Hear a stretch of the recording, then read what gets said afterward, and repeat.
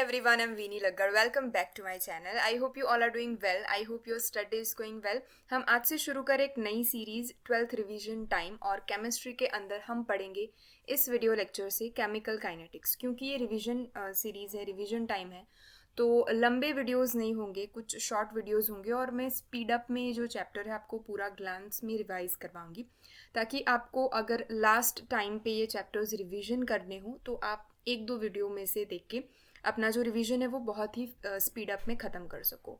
तो शुरू करते हैं। सबसे पहले हम देख लेते हैं कि हम इस रिवीजन सीरीज़ को किस तरीके से फॉलो करेंगे। केमिकल काइनेटिक्स के 3 वीडियो लेक्चर्स आएंगे। आज के इस वीडियो लेक्चर में हम इंट्रोडक्शन पार्ट देखेंगे, जहाँ से बेसिकली 1 या 2 मार्क के MCQ टाइप क्वेश्चन आपको पूछे जा सकते हैं।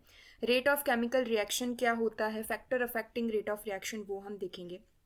ऑर्डर ऑफ द रिएक्शन कैसे निकालते हैं वो हम देखेंगे। कुछ ट्रिक्स है, रेट कांस्टेंट का जो यूनिट डिटरमाइन करना आपको पूछा जाता है कि फर्स्ट ऑर्डर रिएक्शन हो या फिर 0th ऑर्डर रिएक्शन हो तो उसके जो रेट कांस्टेंट है उसका यूनिट क्या होता है, तो उसको याद करने की एक ट्रिक यहाँ पे हम डिस्कस करेंगे आज के वीडियो में। मोलिकुलरिटी ऑफ रिएक्शन क्या होती है, तो ये सारी जो चीज़ें छोटे छोटे कॉन्सेप्ट हैं वो हम आज के वीडियो में डिस्कस करेंगे। कल जो वीडियो आएगा लेक्चर 2, उसमें हम देखेंगे बहुत इंपॉर्टेंट चीज़ें जो आपकी है 0th order reaction, first order reaction, half time हम देखेंगे, आर्हेनियस इक्वेशन और कोलिजन थियोरी हम देखेंगे। यहाँ से जनरली आपको अगर 3 मार्क के 4 मार्क के क्वेश्चन रिटर्न पैटर्न में देखने को मिल सकते हैं या फिर आपको कोई सम सॉल्व करने को मिल सकता है। तो कल का जो वीडियो होगा वो बहुत ज़्यादा इंपॉर्टेंट होगा एग्जाम पॉइंट ऑफ व्यू। ज़्यादा मार्क्स गेन करने के लिए जो सेकंड लेक्चर होगा उसमें जो टॉपिक होंगे वो बहुत इंपॉर्टेंट होंगे। थर्ड वीडियो लेक्चर के अंदर हम लिस्ट आपको देंगे फॉर्मूले का, यानी कि पूरा जो आपका चैप्टर है, क्योंकि फिजिकल केमिस्ट्री के जो चैप्टर होते हैं उसमें बहुत सारे फॉर्मूले होते हैं।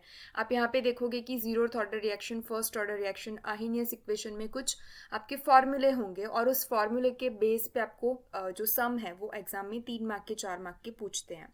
तो फॉर्मूला बहुत ज़्यादा इंपॉर्टेंट होता है। जब आप रिवीजन करते हो तब आपके पास अगर एक लिस्ट हो पूरे चैप्टर में से तो आप इजीली उस चीज़ को फटाफट रिवाइज कर पाते हो। तो लिस्ट हम देंगे फॉर्मूला की।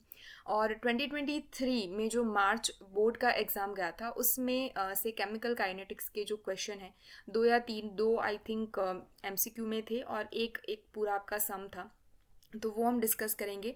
और जो प्रीवियस ईयर के जो ये क्वेश्चन मैंने लिए हैं 2 या 3, उसके रिगार्डिंग, उसके बेसिस पे अब इस साल की या फिर आने वाले साल में किस तरीके के क्वेश्चन पूछे जा सकते हैं तो वो भी हम डिस्कस करेंगे। तो ये तीनों लेक्चर का एजेंडा था। हम आज के इस वीडियो लेक्चर से शुरू करेंगे। मैंने PDF यूज़ करी है आपकी बुक की, ताकि आपको पता चले कि जब आप बुक में से रिफ़र कर रहे हो, रिविज़न कर रहे हो, तब आपको कितने कितने पोर्शन पे ज़्यादा इंपॉर्टेंस देना है और आपको कहाँ पे स्किप करना है, कहाँ से ज़्यादा पूछा जा सकता है, कहाँ पे इंपॉर्टेंस चीज़ें नहीं है, कहाँ पे इंपॉर्टेंट है, तो वो सारी चीज़ आपको बुक में पता चले, इसके लिए मैंने PDF में से ये चीज़ पढ़ाने की ट्राई करी है। So let's start today's video और टुडेज़ लेक्चर। देखिए, सबसे पहले तो केमिकल काइनेटिक्स होता क्या है। मैंने यहाँ से ऑलरेडी येलो कलर में हाईलाइट करके चीज़ों को रखा है ताकि आपको समझ में आए कि यहाँ से MCQ या फिर लॉन्ग क्वेश्चन पूछा जा सकता है, तो आप इस चीज़ को ध्यान रखिए। सबसे पहले तो जो काइनेटिक्स है, केमिकल काइनेटिक्स है, वो डील करता है स्टडी, यानी कौन सी हम स्टडी करेंगे केमिकल काइनेटिक्स में, तो रिएक्शन रेट, यानी कि कोई भी रिएक्शन कितने रेट पे हो रहा है, फास्ट हो रहा है या फिर स्लो हो रहा है, इंटरमीडिएट स्टेट में हो रहा है, कितनी रिएक्शन का जो रेट है वो हम डिटरमाइन करेंगे। और जो रिएक्शन होती है उसका मैकेनिज्म हम डिटरमाइन करते हैं किस स्टडी के साथ, केमिकल काइनेटिक्स के साथ। तो उस चीज़ को हम बोलेंगे केमिकल काइनेटिक्स। यानी कि केमिकल काइनेटिक्स एक स्टडी है जहाँ पे हम किसी भी केमिकल रिएक्शन का रेट डिटरमाइन करते हैं, उसकी जो केमिकल मैकेनिज्म है उसको हम डिटरमाइन करेंगे। अभी काइनेसिस जो आपका ग्रीक वर्ड है, ग्रीक वर्ड काइनेसिस का जो मतलब होता है वो होता है मूवमेंट, यानी कि रिएक्टेंट अगर आप कोई मोलिक्यूल लो उसकी मूवमेंट होगी, इंटरमीडिएट बनेगा और इंटरमीडिएट में से वो आपको प्रोडक्ट देगा। तो रिएक्टेंट की जो थ्रू आउट मूवमेंट हुई फॉरवर्ड, और अगर प्रोडक्ट हो तो प्रोडक्ट की अगर बैकवर्ड मूवमेंट हो तो वो वापस आपको रिएक्टेंट देता है कुछ कुछ रिएक्शन में। तो किसी भी मोलिक्यूल की जो हम रिएक्शन पढ़ेंगे, हम मूवमेंट पढ़ेंगे, तो उसे हम बोलेंगे काइनेटिक्स। ठीक है, तो काइनेसिस जो वर्ड है वो ग्रीक वर्ड है। केमिस्ट्री और फिजिक्स में आपको ग्रीक वर्ड, लैटिन वर्ड बहुत ज़्यादा यूजफुल होते हैं। तो अगर MCQ पूछना हो तो यहाँ से पूछ सकते हैं कि केमिकल काइनेटिक्स जो पूरा वर्ड है वो कौन से ग्रीक वर्ड से आया है, तो काइनेसिस से आया है, या फिर अगर आपको ऐसा पूछा जा सकता है कि अगर काइनेसिस है तो वो कौन सा वर्ड है, तो वो एक ग्रीक वर्ड है, ठीक है, जिसका मीनिंग होता है मूवमेंट। थर्मोडाइनमिक्स हमें क्या हमें बताता है कि जो आपका कंपाउंड है कोई भी, वो इस टेम्परेचर पे इस ये प्रोडक्ट आपको फॉर्म करता हुआ दिखेगा। तो थर्मोडाइनमिक्स आपको टेम्परेचर से रिलेटेड चीज़ें बताता है, लेकिन जो केमिकल काइनेटिक्स है वो हमें बताता है कि ये रिएक्शन तो हुई, टेम्परेचर इतना तो बढ़ा, लेकिन इतना बढ़ने पर केमिकल रिएक्शन का जो रेट है वो इतना बढ़ा या फिर इतना कम हुआ, ठीक है। तो टेम्परेचर की अगर हम स्पेसिफिकली बात करें तो थर्मोडाइनमिक्स से रिलेटेड है कि टेम्परेचर बढ़ाने या फिर घटाने पर आपको ये प्रोडक्ट मिलते हैं, तो ये हमें थर्मोडाइनमिक बताता है। लेकिन टेम्परेचर इंक्रीज करने पर आपकी जो केमिकल रिएक्शन है वो कितनी स्पीड अप हुई या फिर कितनी स्लो हुई, तो वो हमें बताएगा काइनेटिक्स, यानी कि केमिकल काइनेटिक्स, ठीक है। चलिए नेक्स्ट हम मूव करेंगे कि chemical kinetics study not only help us to determine to speed और rate of a chemical reaction. Speed और रेट, कोई भी केमिकल रिएक्शन का स्पीड और रेट जो है वो तो हमें केमिकल काइनेटिक्स बताता ही है, लेकिन हमें कौन सी चीज़ें और भी डिस्क्राइब करता है, तो also describe the condition by which the reaction rate can be altered. Altered it means हमें अगर केमिकल रिएक्शन का रेट बहुत ज़्यादा फास्ट है तो हमें स्लो करना है, तो स्लो हम किस तरीके से कर पाते हैं, ठीक है, कौन कौन से ऐसे फैक्टर हम उसके ऊपर लगाए रिएक्शन के ऊपर कि हम केमिकल रिएक्शन जो है उसका रेट बहुत ज़्यादा फास्ट है तो हम उसे स्लो कर सकते हैं, बहुत ज़्यादा स्लो है तो हम उसको फास्ट कर सकते हैं, किस तरीके से हम कर सकते हैं, तो वो जो तरीके हैं वो भी हमें केमिकल काइनेटिक्स देता है। Concentration, temperature, pressure and catalyst affect the rate of the reaction. Rate of reaction को अगर हमें अल्टर करना हो तो हमें कंसेंट्रेशन चेंज करनी होती है, टेम्परेचर हम बढ़ा घटा सकते हैं, प्रेशर और कैटलिस्ट को भी हम यूज़ कर सकते हैं केमिकल रिएक्शन के रेट को अल्टर करने के लिए, यानी कि बढ़ाने के लिए या फिर घटाने के लिए। तो ये स्टडी भी हमें कौन बताता है, केमिकल काइनेटिक्स बताता है। अभी हम मूव करेंगे रेट ऑफ केमिकल रिएक्शन के ऊपर।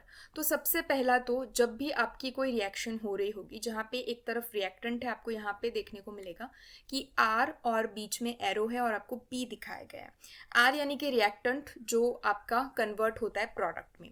तो जैसे जैसे रेट डिक्रीज होता है किसका, रिएक्टेंट का, जैसे जैसे आपकी रिएक्शन आगे बढ़ेगी, फॉरवर्ड होगी, वैसे वैसे रिएक्टेंट का जो रेट है वो डिक्रीज होगा और प्रोडक्ट का फॉर्मेशन का जो रेट है वो इंक्रीज होगा। रिएक्टेंट मोलिक्यूल कम होंगे तभी तो प्रोडक्ट उसमें से बढ़ेगा, ठीक है। तो एज टाइम आपका जैसे जैसे पास होगा रिएक्टेंट की जो कंसेंट्रेशन है वो डिक्रीज होती जाएगी और प्रोडक्ट की जो कंसेंट्रेशन है वो इंक्रीज होती जाएगी, ठीक है। तो ये चीज़ आपको ध्यान में रखनी थी। अभी देखिए, मान लीजिए यहाँ पे आपको डेल्टा टी दिया है। डेल्टा टी यानी कि मैंने इनिशियल किसी एक टाइम पे कोई रिएक्शन शुरू करी थी। मान लीजिए कि मैंने 10 बजे एक रिएक्शन शुरू करी है और मेरी 10:15 पे रिएक्शन ख़त्म हुई है। तो 10 बजे का जो टाइम है वो आपका T1 हो गया और T2 हो गया आपका 10:15 जब आपकी रिएक्शन ख़त्म हुई। तो डेल्टा टी यानी कि टाइम का डिफरेंस हम किस तरीके से निकालेंगे, T2 माइनस T1 करेंगे। 10:15 में से हम 10 को बात कर दे तो 15 मिनट का जो आपका टाइम पीरियड आपको मिलेगा वो आपको मिलेगा delta T. Concentration of reactant की जो हम डिफरेंस निकालते हैं वो हम निकालते हैं R2 माइनस R1, यानी कि 10:15 बजे जब आपकी कंसेंट्रेशन होगी उसमें से हम माइनस कर देंगे 10 बजे जो इनिशियल कंसेंट्रेशन हमने ली थी। मान लीजिए कि मैंने 10 बजे हमारी जो रिएक्शन है वो स्टार्ट करी, 5 मोल लीटर इनवर्स मैंने कंसेंट्रेशन वाला एक मोलिक्यूल लिया, ठीक है। 5 कंसेंट्रेशन वाला जो आपका मोलिक्यूल है, टाइम जाते जाते 15 मिनट में 10:15 बजे मुझे 3 मोल पर लीटर कंसेंट्रेशन वाला प्रोडक्ट मिला, यानी कि आपकी जो रिएक्टेंट की कंसेंट्रेशन है वो क्या कर गई, अब घट गई।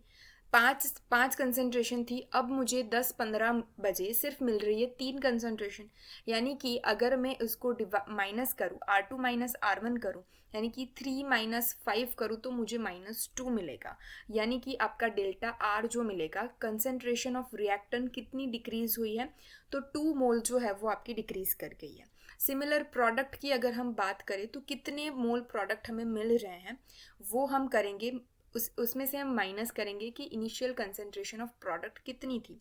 तो जब हमने टाइम यानी कि ज़ीरो टाइम पे जब हमने शुरू करी थी हमारी रिएक्शन, तब तो प्रोडक्ट नहीं था, तो P1 यानी कि इनिशियल कंसंट्रेशन ऑफ प्रोडक्ट कितनी हो जाएगी, 0 हो जाएगी। ठीक है, इतनी चीज़ समझ आई। अभी हम देखेंगे कि rate of disappearance of R यानी कि रिएक्टेंट। रिएक्टेंट क्या होता है, डिक्रीज होता है। ठीक है, तो डिसअपीयर होना उसे बोलते हैं कि किसी भी रिएक्शन के अंदर हमने रिएक्टेंट को लिया, बाय द टाइम रिएक्टेंट क्या होगा, डिसअपीयर होगा। ठीक है, तो डिसअपीयर रेट कितना होगा, जो डिसअपीयर आपका हो रहा है रिएक्टेंट, तो उसका रेट कितना होगा, तो rate of disappearance of R is equal to decrease in concentration of R, यानी कि डेल्टा R2 माइनस R1 करेंगे हम, उसके नीचे हम लिख देंगे टाइम टेकन, यानी कि कितना टाइम लिया, तो डेल्टा T यानी कि T2 माइनस T1 हम कर लेंगे।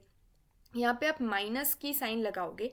क्यों माइनस की साइन लगाओगे, क्योंकि R जो है आपका रिएक्टेंट जो है वो बाय द टाइम डिक्रीज हो रहा है। सिमिलर अगर हम देखें कि rate of appearance of P यानी कि प्रोडक्ट, तो increase in concentration of P, क्योंकि प्रोडक्ट की जो कंसंट्रेशन है वो इनिशियल स्टेज पे 0 थी, बाय द टाइम वो इंक्रीज होगी तो हम उसके आगे लगा देंगे प्लस का साइन। ठीक है, तो delta P by delta T, again delta P it means आपका P2 माइनस P1 होगा, और डेल्टा T यानी कि T2 माइनस T1 होगा। तो ये जो दोनों आपके इक्वेशन थे वो थे रेट के इक्वेशन, इस तरीके से हम लिखेंगे। तो आप ये कर सकते हो कि रेट का जो फॉर्मूला है वो आप यहाँ से इस तरीके से कॉमन कर सकते हो कि rate R is equal to, I think मैं यहाँ पे अगर आपको टाइप करके दिखाऊं तो ज़्यादा बेटर समझ में आएगा। देखिए, rate is equal to concentration of reactant, concentration of reactant by में हम लिखेंगे टाइम टेकन।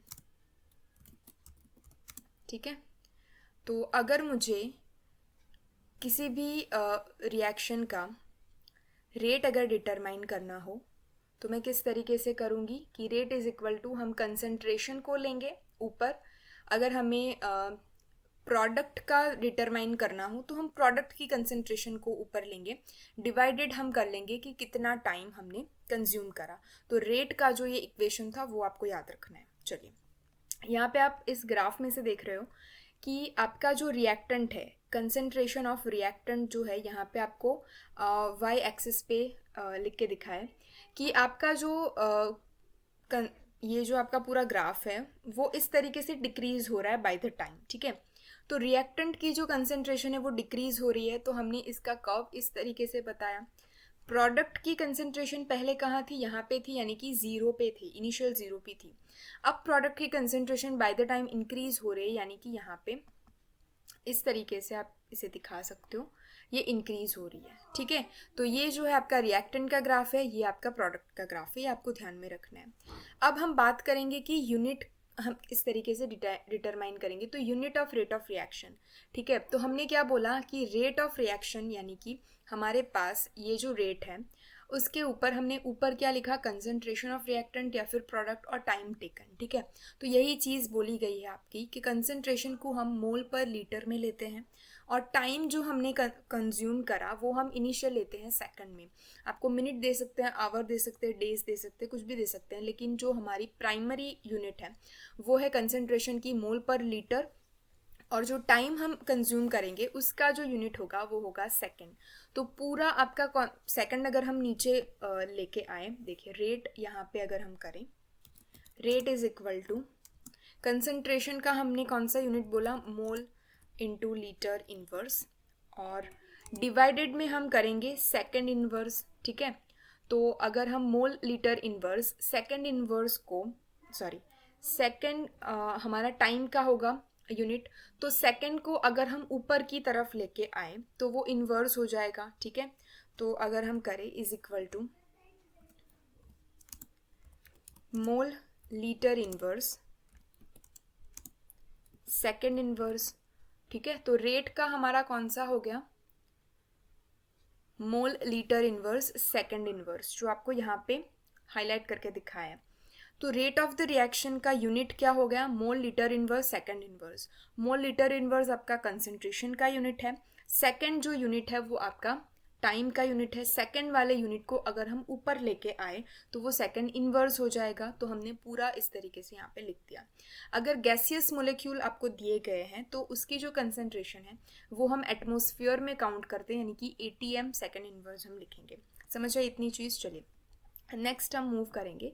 आपको ये जो पेजेस है वो स्किप कर सकते हो आप, यहाँ से ज़्यादातर कोई चीज़ें पूछी नहीं जा सकती। देखिए factor influencing rate of reaction की, रेट ऑफ रिएक्शन जो हमने देखा उसमें हमने देखा कि कंसंट्रेशन है अपॉन में टाइम है। तो कंसंट्रेशन में अगर चेंज होगा तो रेट में भी चेंज होगा। तो वही चीज़ यहाँ पे है कि dependence of rate on concentration. सबसे पहला तो क्योंकि रेट के इक्वेशन में हमने देखा कंसंट्रेशन अपॉन टाइम, तो कंसंट्रेशन जैसे जैसे इंक्रीज होगी या फिर डिक्रीज होगी तो उस तरीके से आपका रेट जो है वो इंक्रीज और डिक्रीज होगा। Rate of reaction decreases with the passage of time as the concentration of reactant decreases, यानी कि रिएक्टेंट की कंसंट्रेशन जो है अगर वो डिक्रीज होगी तो आपका रेट जो है वो भी डिक्रीज होगा। सेकेंड लाइन में लिखा हुआ है कि rate generally increase when reactant concentration increase, यानी कि रिएक्टेंट की कंसंट्रेशन इंक्रीज होगी तो रेट भी आपका इंक्रीज होगा। ठीक है, आप यहाँ से इस चीज़ को बहुत आसानी से समझ सकते हो।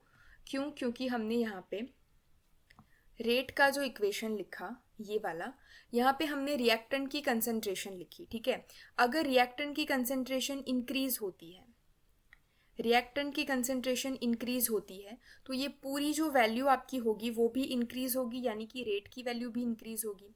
अगर रिएक्टेंट की कंसंट्रेशन डिक्रीज होगी तो ये जो पूरी एंटिटी है कंसंट्रेशन बाय टाइम वो भी डिक्रीज होगी और रेट की वैल्यू भी आपकी डिक्रीज होगी। ठीक है, इतनी चीज़ आपको समझ में आई। चलिए नेक्स्ट मूव करेंगे हम। ये चीज़ हमने देख ली। ठीक है, चलिए अभी रेट को हम किस तरीके से लिखते हैं, तो रेट कांस्टेंट हम K लिखते हैं। अगर दो आपके पास रिएक्टेंट मोलिक्यूल है तो उसकी कंसंट्रेशन को हम स्क्वायर ब्रैकेट में लिखते हैं और उसके जो कोएफिशिएंट हो तो हम उसको पावर में लिखते हैं, जैसे कि यहाँ पे X और Y पावर आपको दिखाया गया है। ठीक है, तो ये आपको पता होना चाहिए। देखिए यहाँ पे आप इस चीज़ को कंसिडर करिए कि दो रिएक्टेंट है A और B। A का कोएफिशिएंट स्मॉल a है तो इसकी जो पावर होगी वो यहाँ पे आपको A होनी चाहिए, और अगर यहाँ पे B आपका जो कोई प्रोडक्ट है उसकी कंसंट्रेशन आपको स्क्वायर ब्रैकेट में B लिखोगे तो B आपका कोएफिशिएंट है स्मॉल b, तो यहाँ पे आप पावर में स्मॉल b लिखोगे। ठीक है, तो रेट को हम माइनस dr/dt भी लिख सकते हैं। माइनस क्यों लिखा? क्योंकि रिएक्टेंट की कंसंट्रेशन हमेशा डिक्रीज होती है। तो बाय द टाइम रेट को हम किस तरीके से लिख सकते हैं? माइनस dr/dt, टाइम टेकन, और dr यानी कि कंसंट्रेशन ऑफ रिएक्टेंट। तो ये चीज़ आपको समझ में आई। रेट लॉ हमारा क्या बोलता है? Rate law is the expression in which reaction rate is given in terms of molar concentration. जो हमारा बोला कि रिएक्शन रेट, ये वाला जो रेट आप देख पा रहे हो वो कंसंट्रेशन ऑफ रिएक्टेंट के बेस पे ही हमने लिखा। तो in terms of molar concentration of reactant with each term raise to some power, यानी कि ए और बी जो हमने लिखा कंसंट्रेशन लिखा उसकी पावर में हमने कोई नंबर लिखा। तो वो पावर क्या है? तो कोएफिशिएंट है, कितने मोलिक्यूल यूज़ हुए हैं रिएक्टेंट के। तो जितने मोलिक्यूल रिएक्टेंट के यूज़ हुए होंगे उतने नंबर को हम उसकी पावर में लिख देंगे। ठीक है, यहाँ पे मान लीजिए कि हमने 2NO NO जो गैस है उसके 2 मोलिक्यूल लिए हैं, ऑक्सीजन जो गैस है उसके सिर्फ एक ही मोलिक्यूल लिए हैं। तो रेट लॉ में हम क्या करेंगे? NO की कंसंट्रेशन में हम 2 लिख देंगे, यहाँ पे आप देख पा रहे होंगे, और O2 की कंसंट्रेशन में हम सिर्फ 1 लिखेंगे, पावर में हम 1 लिखेंगे। तो यहाँ से आप रेट लॉ यानी कि हम जो रेट का इक्वेशन लिखेंगे तो यहाँ से हम क्या चीज़ डिफ्रेंशिएट कर पाते हैं? तो एक तो हम ये डिफ्रेंशिएट कर पाते हैं कि ये जो पूरी रिएक्शन हो रही होगी वो NO प्लस O2 से हो रही होगी, क्योंकि रिएक्टेंट साइड पे जितने भी रिएक्टेंट होते हैं उनकी सभी की कंसंट्रेशन हम काउंट करते हैं रेट लॉ में। तो NO की कंसंट्रेशन होगी एक तो, और O2 की कंसंट्रेशन होगी, वो दोनों क्या हो गए? कंबाइन हो रहे होंगे किसी भी रिएक्शन में। NO के जो मोल है वो 2 होंगे, वो हम पावर में से पता लगा सकते हैं। O2 के जो मोल होंगे वो 1 मोल होंगे। तो ये चीज़ें हम यहाँ से डिस्क्राइब कर सकते हैं रेट लॉ के थ्रू। ठीक है, तो ये सिमिलर चीज़ें यहाँ पे बोली गई हैं। अभी एक आपका एक्सेप्शन है जो आपको यहाँ से रीड करना है कि we observe that for this reaction in the rate equation derived from the experimental data the exponents of the concentration terms are the same as their stoichiometric coefficient, यानी कि कोएफिशिएंट जो है उसके रिगार्डिंग ही है, same है। 2 मोल NO का use हुआ है तो 2 पावर में लिखा है, 1 मोल O2 का यूज़ हुआ है तो 1 पावर में लिखा है, ठीक है। तो यहाँ पे ना ऐसा कुछ केस में ऐसा नहीं है। फॉर एग्जांपल CH Cl3, यानी कि अगर हम क्लोरोफॉर्म ले और Cl2 ले तो उससे हमें कार्बन टेट्राक्लोराइड का फॉर्मेशन होता हुआ दिख रहा है और HCl का फॉर्मेशन होता हुआ दिख रहा है, ठीक है। तो यहाँ पे जो अगर हम रेट लॉ लिखे तो CH Cl3 की कंसनट्रेशन तो एक ही है, एक ही मोल हमने यूज़ किया, और Cl2 की जो है वो हमने हाफ मोल यूज़ किया, ऐसा यहाँ पे देखने को मिलेगा। नेक्स्ट अगर हम बोले कि CH3COO C2H5 यानी कि मिथाइल फॉर्मेट का अगर हम यूज़ करें तो यहाँ पे जो वाटर की कंसनट्रेशन है वो 1 मोल हमने ली है, लेकिन रेट लॉ के अंदर हमने 0 पावर लिखी है। 0 पावर यानी कि H2O की कंसनट्रेशन ने रिएक्शन रेट में कोई भी पार्टिसिपेट नहीं किया। तो कुछ कुछ केस में ऐसा भी होता है कि जो रिएक्टेंट के मोल हमने लिए होते हैं उसको हम कम्प्लीटली निगलेक्ट करते हैं, या फिर हाफ मोलिक्यूल या फिर जितने भी लिए गए हैं उससे कम या फिर ज़्यादा हम उसका जो पावर है वो लिखते हैं, ठीक है। तो ये जो चीज़ है वो डिटरमाइन होती है एक्सपेरिमेंटली कि कितने मोल हमने Cl2 का 1 मोल हमने लिया, लेकिन रिएक्शन कंडीशन के अंदर हमें जो प्रोडक्ट मिली उसमें हमें ये पता चला एक्सपेरिमेंट से कि क्लोरीन जो हमने 1 मोल लिया था उसमें से आधा मोल ही यूज़ हुआ है। तो एक्सपेरिमेंट के बेसिस पे हम ये चीज़ लिखते हैं, ठीक है।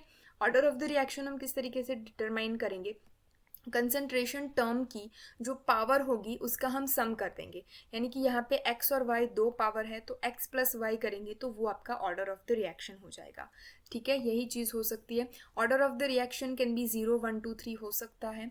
A zero order reaction means that the rate of reaction is independent of concentration of reactant.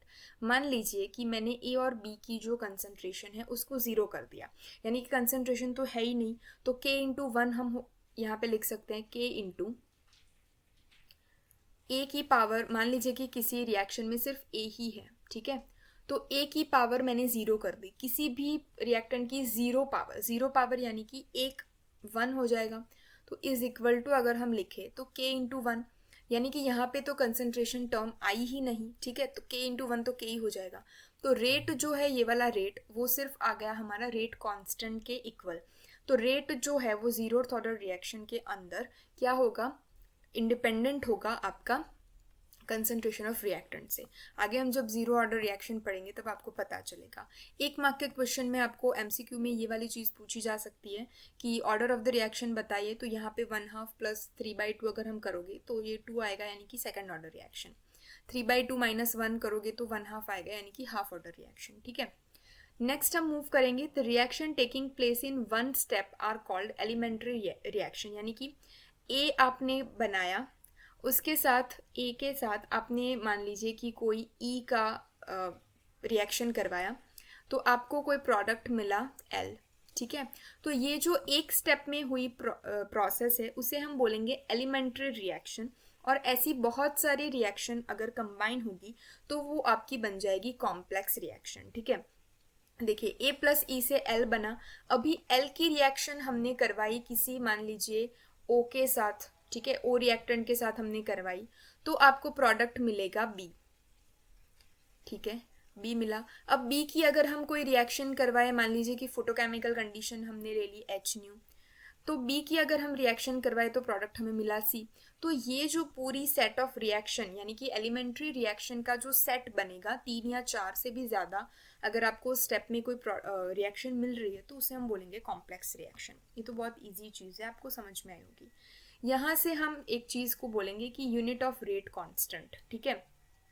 Rate of reactant का हमने जो इक्वेशन देखा, रेट ऑफ रिएक्टेंट, मैं अगेन यहाँ पे इस चीज़ को लिख देती हूँ। देखिए रेट का यूनिट हमने क्या निकाला, मोल लीटर इनवर्स सेकेंड इनवर्स, ठीक है। Mole litre inverse second inverse, वो हमने क्या इक्वेशन निकाला रेट का, यानी कि रेट ऑफ रिएक्शन का, ये यूनिट निकला। अब हमें रेट कांस्टेंट का यूनिट निकालना है। रेट कांस्टेंट का यूनिट हम किस तरीके से निकालेंगे, देखिए। तो ये जो चीज़ है रेट कांस्टेंट का यूनिट निकालने वाली चीज़, और यहाँ पे आपको ज़ीरो ऑर्डर, फर्स्ट ऑर्डर और सेकेंड ऑर्डर रिएक्शन का जो रेट कांस्टेंट होगा उसका यूनिट हम इस तरीके से निकालते हैं। तो वो चीज़ मैंने आपको थोड़ा सा ये बना के दिखाई हुई है, तो वो हम देख लेंगे। देखिए यहाँ पे आपकी जो रिएक्शन है ए के जो रिएक्टेंट है उसके ए मोल है, बी और ये सी और डी आपकी प्रोडक्ट बन रही है। तो रेट सबसे पहले तो क्या होगा, रेट सबसे पहले तो क्या होगा, तो के यानी कि रेट कांस्टेंट होगा, रिएक्टेंट ए की कंसंट्रेशन, रिएक्टेंट बी की कंसंट्रेशन, एक्स और वाई का अगर आप सम करोगे तो ऑर्डर ऑफ द रिएक्शन मिल जाएगा। तो अगर हम के को यहाँ पे ही रखें तो रेट के अपॉन में हम कंसंट्रेशन ऑफ ए और बी को नीचे ला सकते हैं, ठीक है, इस तरीके से। रेट ये जो हमारा हमने आगे देखा, रेट का यूनिट हमने क्या निकाला, कंसंट्रेशन अपॉन टाइम निकाला था, ठीक है। कंसंट्रेशन अपॉन टाइम हमने निकाला, उसके नीचे की साइड हमने ए और बी की कंसंट्रेशन ली है, यानी कि x प्लस वाई अगर हम करेंगे तो n आपको मिलेगा, यानी कि कंसंट्रेशन की पावर में n, ठीक है। तो ये चीज़ हुई। तो रेट का जो हमारा यूनिट था वो कंसंट्रेशन अपॉन टाइम था, और ए और बी कंसंट्रेशन है। x प्लस वाई हम यहाँ पे कर सकते हैं क्योंकि इनटू में है, तो x प्लस वाई तो ऑर्डर ऑफ द रिएक्शन ही है, तो हम यहाँ पे n लिख देंगे। अभी हमने टेकिंग ऐसा यूनिट ऑफ कंसंट्रेशन, यानी कि कंसंट्रेशन का ऐसा यूनिट हमने बोला था कि मोल पर लीटर है, टाइम का हमने बोला था सेकंड है, तो हम कंसंट्रेशन का यहाँ पे लिख देंगे मोल पर लीटर, ठीक है। उसकी एक पावर हम लिखेंगे, इस वाली चीज़ का हम लिख रहे हैं। और टाइम क्योंकि यहाँ पे नीचे की साइड है तो हमने यहाँ पे एस इनवर्स यानी कि सेकंड को हमने इनवर्स में ले लिया, इनटू 1 अपॉन कंसंट्रेशन में nth पावर है, तो कंसंट्रेशन ऑलरेडी है मोल पर लीटर, और उसकी n पावर अगर ऊपर जाएगी तो माइनस n पावर हो जाएगी, जो आपको यहाँ पे देखने को मिलेगी, ये वाली चीज़, ठीक है। चलिए, तो इतनी चीज़ समझ आई। तो ये वाला जो आपका पूरा इक्वेशन था, ये वाला कंसंट्रेशन अपॉन टाइम, तो उसको हमने यहाँ पे लिखा मोल पर लीटर और सेकंड इनवर्स, इनटू में जो हमारा मोल लीटर इनवर्स का जो nth पावर था तो वो हमने ऊपर ले लिया, तो n की पावर में माइनस हो गया। अभी इस चीज़ को अगर हम सिंप्लीफाई करें तो इस तरीके से कर सकते हैं कि मोल लीटर इनवर्स सेकंड इनवर्स, मोल लीटर इनवर्स जो आपकी एक क्वांटिटी है ये वाली, और इसके साथ इनटू में ये वाली क्वांटिटी भी है, दो क्वांटिटी है, तो इन दोनों को अगर हम इनटू में ले तो इसका हम सम कर सकते हैं। इसकी पावर एक है और इसकी पावर माइनस एन है, तो 1 माइनस एन पावर हम लिख सकते हैं। सेकेंड इनवर्स तो यहाँ पे ऑलरेडी है, ठीक है। तो ये पूरा आपका जो इक्वेशन हो गया mole litre inverse raise to 1 minus n into second inverse, वो आपका रेट कांस्टेंट का यूनिट हो गया। अभी रेट कांस्टेंट के इस यूनिट को अगर हमें जीरोथ ऑर्डर, फर्स्ट ऑर्डर और सेकेंड ऑर्डर में कन्वर्ट करना हो, तो अगर n की वैल्यू हम जीरो ले तो वो जीरोथ ऑर्डर रिएक्शन होगा, तो यहाँ पे n की जगह हमने जीरो लिख दिया, 1 minus zero into second inverse, तो सब में आएगा, ठीक है। तो अगर 1 माइनस जीरो करे तो 1 हो गया, यानी कि मोल लीटर इनवर्स का पावर 1, तो हमने मोल लीटर इनवर्स का पावर 1 हो गया, और ये सेकंड इनवर्स, तो मोल litre inverse second inverse zeroth order reaction rate constant का यूनिट हो गया। अगर n इज इक्वल टू हम 1 ले ले तो 1 माइनस 1 यानी कि 0 होगा, तो मोल लीटर इनवर्स की जो पावर 0 यानी कि 1 हो गई, तो बचा कौन सा टर्म, सिर्फ s यानी कि सेकंड इनवर्स बचा। तो फर्स्ट ऑर्डर रिएक्शन के लिए सेकंड इनवर्स आप यहाँ पे लिख सकते हो। n इज इक्वल टू 2 यानी कि सेकंड ऑर्डर के लिए अगर हम लिखे तो 1 माइनस 2 यानी कि माइनस 1, तो माइनस 1 ये वाला आप कंसंट्रेशन को ध्यान में लोगे, mole litre inverse raise to minus 1, ठीक है, mole litre inverse raise to minus 1। तो अगर इन्वर्स है तो मोल को अगर हम इन्वर्स कर ले और लीटर इन्वर्स को अगर हम इन्वर्स कर दे तो आपको इस तरीके की क्वांटिटी देखने को मिलेगी, मोल इन्वर्स हो जाएगा, लीटर इन्वर्स था उसको हम इन्वर्स कर दे तो लीटर हो जाएगा, और सेकंड इन्वर्स तो वैसे का वैसा रहेगा। तो जीरोथ ऑर्डर, फर्स्ट ऑर्डर और सेकंड ऑर्डर रिएक्शन में जो रेट कांस्टेंट आएगा उसका यूनिट आप यहाँ से जो हाईलाइट करा हुआ पोर्शन है वहाँ से आप देख पा रहे होंगे, ठीक है। तो ये सिंप्लीफाई करके मैंने आपको समझाया कि रेट कांस्टेंट का यूनिट हम किस तरीके से निकालते हैं। एग्जाम में मान लीजिए कि आपको फिफ्थ ऑर्डर रिएक्शन दे दी गई, तो आप किस तरीके से करोगे, रट्टा तो नहीं मारोगे आप, फिफ्थ ऑर्डर रिएक्शन का रेट कांस्टेंट का यूनिट कौन सा था। तो हम इस चीज़ को ध्यान में देंगे कि के जो है रेट कांस्टेंट है mole litre inverse raise to 1 minus n into second inverse. सिर्फ आप इतनी चीज़ याद रखोगे, के की यूनिट, एन की वैल्यू आपको एग्जाम में कोई सी भी दे आप वहाँ से पुट करोगे, और आप वहाँ से निकाल के दोगे। अगर हम यहाँ पे 5 लिखते तो 1 माइनस 5 यानी कि -4 हो जाएगा। तो mole raise to -4, litre raise to 4, क्योंकि -1 इंटू -4 +4 हो जाएगा। तो litre raise to 4 into second inverse, तो ये हो जाएगा आपका 5th ऑर्डर रिएक्शन का रेट कांस्टेंट का यूनिट। समझ आए इतनी चीज़? चलिए अभी हम मूव करेंगे हमारी नेक्स्ट आगे, ठीक है। Molecularity of the reaction, the number of reacting species, atom, ion और मोलिक्यूल। एटम कौन सा होता है? मान लीजिए कि H, तो ये हमारा एटम हो गया। आयन यानी कि H प्लस या H माइनस, तो आयन हो गया।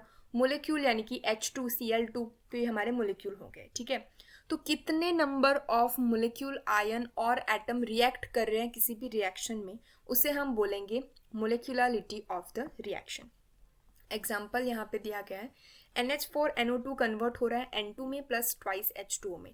तो NH4NO2 एक ही मोल यहाँ पे आपको देखने को मिल रहा है, तो इसकी मोलिकुलरिटी कितनी हो गई? 1, यानी कि ये यूनिमोलिकुलर रिएक्शन है। सॉरी, बाईमोलिकुलर रिएक्शन यानी कि 2 मोल ऑफ रिएक्टेंट यूज हो रहे हैं। यहाँ पे आप देख पा रहे होंगे कि 2HI रिएक्ट करेंगे H2 प्लस I2 में। तो 2HI यानी कि 2 मोलिकुलरिटी यानी कि बाईमोलिकुलर स्पीशीज है। ट्राई मोलिकुलर स्पीशीज यानी कि 2NO, यहाँ पे 2 मोल ऑफ NO और 1 मोल ऑफ O2 जो है वो रिएक्ट कर रहे हैं। तो 2 + 1 = 3, तो इसकी मोलिकुलरिटी हो गई 3। Probability that more than 3 molecule can colloid and react simultaneously is very small.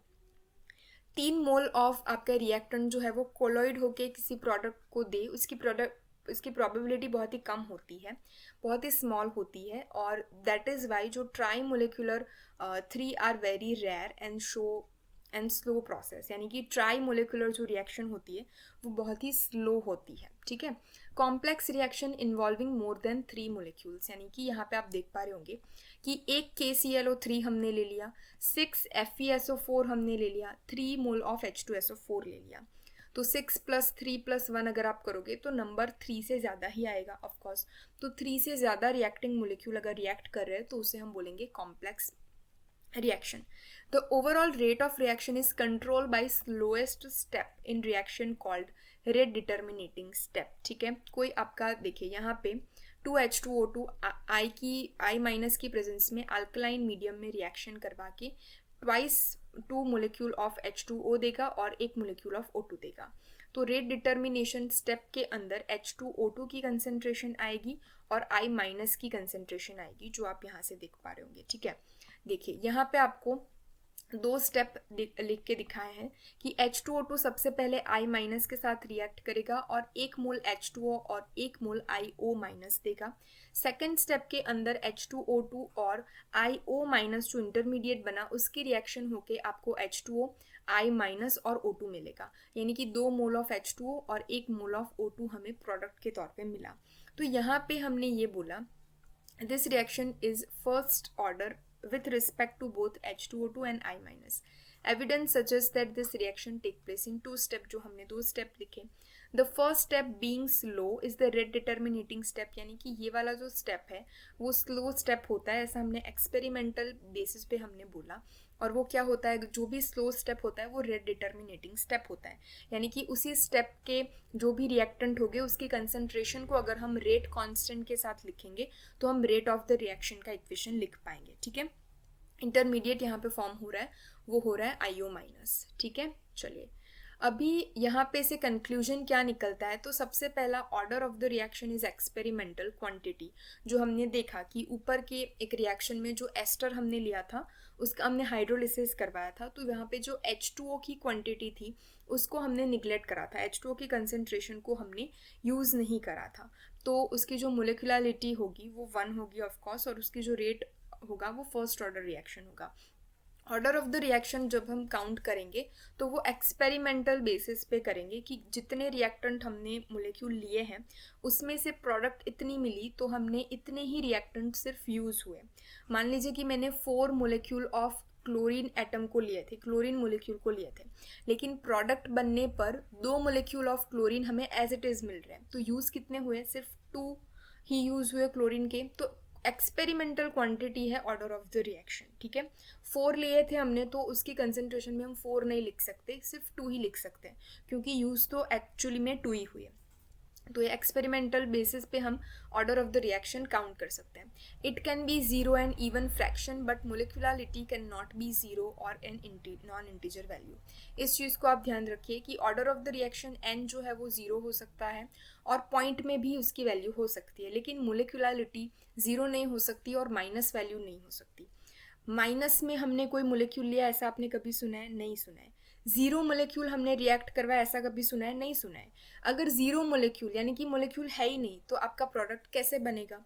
तो मोलिकुलरिटी जो है, जितने मोलिक्यूल ऑफ रिएक्टेंट कोलॉइड हो रहे हैं, रिएक्ट कर रहे हैं, रिएक्शन करवा रहे हैं, वो जीरो तो नहीं हो सकते, माइनस में भी नहीं हो सकते, तो जीरो और माइनस नहीं हो सकता। वो चीज़ आपको यहाँ से कंक्लूजन में देखने को मिलेगी। कॉम्प्लेक्स रिएक्शन के अंदर order is given by the slowest step, यानी कि 1, 2 और 3 स्टेप अगर आपका हो। मान लीजिए कि ये जो सेकंड स्टेप है वो आपका स्लो स्टेप है एक्सपेरिमेंट के बेसिस पे, और स्लो स्टेप हमारा रेट डिटर्मिनेटिंग स्टेप है। तो रेट डिटर्मिनेटिंग स्टेप के अंदर जितने concentration of reactant molecule participate करेंगे, उनके जो आपका कोएफिशिएंट होगा पावर में, उसको हम सम करेंगे और ऑर्डर ऑफ द रिएक्शन निकालेंगे, ठीक है। तो मान लीजिए कि सेकंड स्टेप के अंदर हमारे पास 2 रिएक्टेंट है, एक ये वाला और एक ये वाला, और इनकी जो पावर है वो 1 है और यहाँ पे भी पावर 1 है, तो 1 + 1 यानी कि 2 होगा। तो ये जो पूरी आपकी रिएक्शन होगी, पूरी कॉम्प्लेक्स रिएक्शन, उसका ऑर्डर ऑफ द रिएक्शन कितना होगा? 2 होगा। किसके बेसिस पे हमने उसको नोटिस करा, डिटरमाइन करा? स्लो स्टेप के बेसिस पे। तो ये चीज़ आपको ध्यान में रखनी होगी। चलिए, अभी ये वाला जो पोर्शन है हमारा, zeroth order reaction, first order reaction, collision theory है, आर्हेनियस इक्वेशन है, वो हम देखेंगे सेकेंड वीडियो लेक्चर के अंदर। आई होप आपको ये जो आज का वीडियो लेक्चर होगा वो अच्छे से समझ में आया होगा। इसमें से हम ये वाला जो पोर्शन है वो बहुत ज़्यादा इंपॉर्टेंट है, आपको ये वाला जो चीज़ है वो करनी होगी। रेट का जो हमने निकाला इक्वेशन, कंसंट्रेशन अपॉन टाइम, वो ध्यान में रखना होगा। और के की जो हमने वैल्यू निकाली, यानी कि रेट कांस्टेंट के यूनिट की जो वैल्यू हमने निकाली, वो भी आपको याद रखनी होगी। Mol litre inverse raise to 1 - n into second inverse, ठीक है। तो ये चीज़ आपको याद रखनी होगी, क्योंकि हम फॉर्मूले लास्ट वीडियो लेक्चर के अंदर लिस्ट में देखेंगे, तो बिल्कुल भी टेंशन मत लीजिएगा। इस चीज़ को आप ग्लांस में रिवाइज कर दीजिएगा। बहुत ही इजीली आपको यहाँ से 1 या 2 मार्क के MCQ टाइप क्वेश्चन देखने को मिल सकते हैं। सो मिलेंगे नेक्स्ट वीडियो लेक्चर के साथ, सेकेंड वीडियो लेक्चर के साथ, जो बहुत ज़्यादा इंपॉर्टेंट होने वाला है 4 और 5 मार्क के क्वेश्चन से रिगार्डिंग, ठीक है। So keep revising, until then stay happy, stay positive.